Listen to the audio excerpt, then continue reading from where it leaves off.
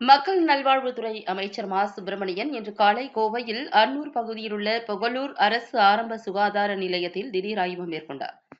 இந்த ஆய்வின் போது சுகாதார நிலையத்தின் செயல்பாடுகள், நோயாளிகளுக்கு வழங்கப்படும் சிகிச்சை முறைகள், மருத்துவர்கள் மற்றும் பணியாளர்களின் வருகை பதிவேடு ஆகியவற்றை அமைச்சர் ஆய்வு செய்தார்.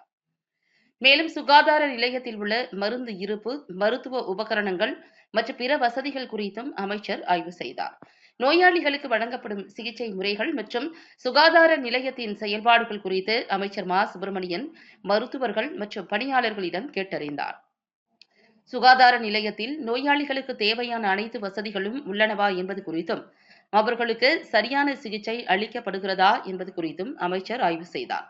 மேலும் சுகாதார நிலையத்தில் உள்ள குறைபாடுகள் மற்றும் தேவைகள் குறித்து மருத்துவர்கள் மற்றும் பணியாளர்களிடம் கேட்டறிந்து அவற்றை உடனடியாக சரி செய்யுமாறு அதிகாரிகளுக்கு உத்தரவிட்டார்.